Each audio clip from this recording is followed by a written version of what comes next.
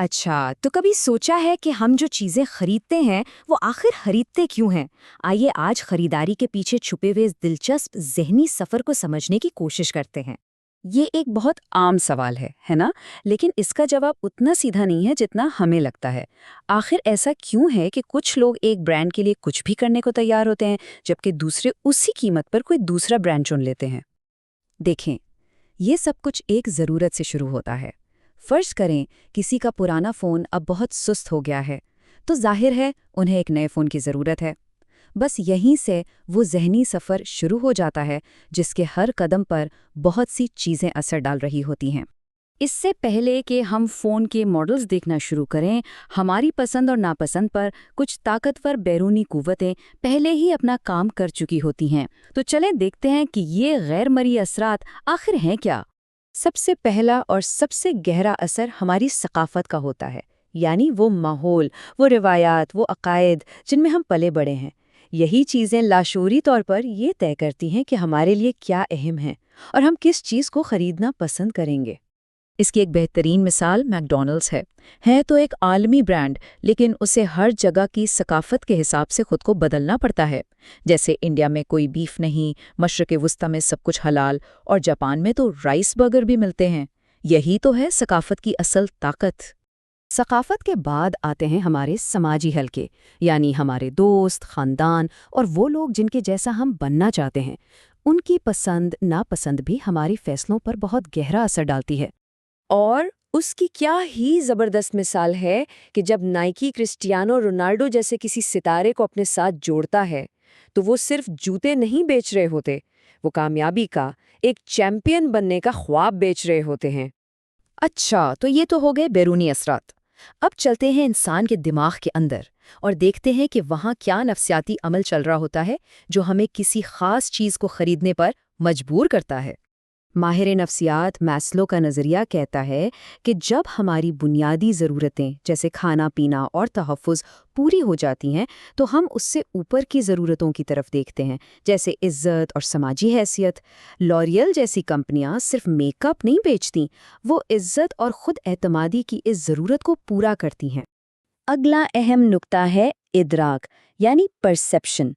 ہم روزانہ ہزاروں اشتہارات اور پیغامات دیکھتے ہیں، لیکن ہمارا دماغ ہر چیز پر توجہ نہیں دیتا۔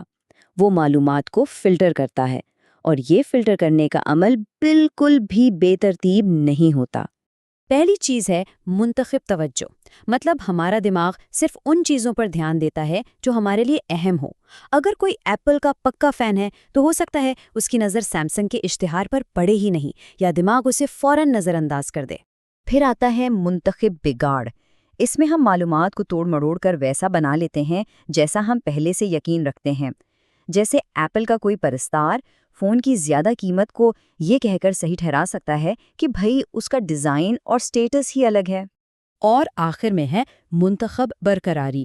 ہم ان برانڈز کی اچھی باتیں تو خوب یاد رکھتے ہیں جو ہمیں پسند ہے، لیکن ان کے مقابلے میں آنے والے برانڈز کی اچھی باتوں کو آسانی سے بھول جاتے ہیں۔ تو ان تمام بیرونی اور اندرونی اثرات سے گزرنے کے بعد کوئی شخص آخرکار حتمی فیصلے تک پہنچتا کیسے ہے؟ آئیے اس دلچسپ عمل کو سمجھتے ہیں۔ یہ عمل ایک فنل کی طرح ہے۔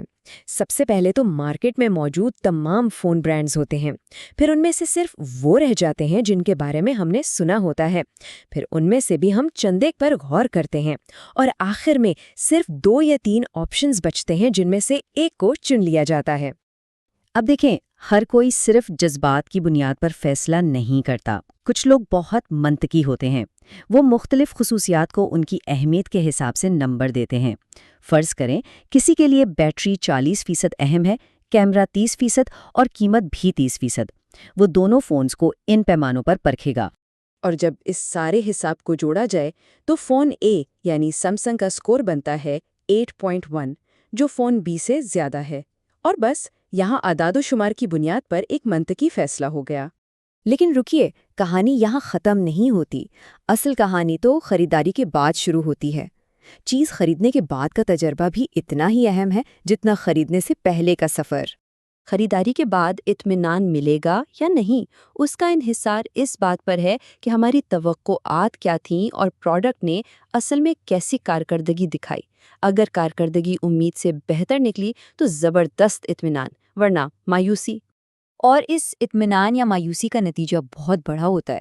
ایک خوش اور مطمئن گاہک نہ صرف خود اس برانڈ کا وفادار بن جاتا ہے بلکہ دوسروں کو بھی اس کی تعریف کرتا ہے، جبکہ غیر مطمئن گاہک نہ صرف وہ برانڈ چھوڑ دیتا ہے بلکہ منفی ریویوز کے ذریعے دوسروں کو بھی اس سے دور رہنے کا مشورہ دیتا ہے۔ تو اگلی بار جب کوئی بھی بڑی خریداری کی جائے تو ایک لمحے کے لیے ضرور سوچیے گا، اس ایک فیصلے کے پیچھے آخر کون سی پوشیدہ ثقافتی، سماجی اور نفسیاتی قوتیں کام کر رہی تھیں۔ یقین کریں جواب آپ کو حیران کر سکتا ہے۔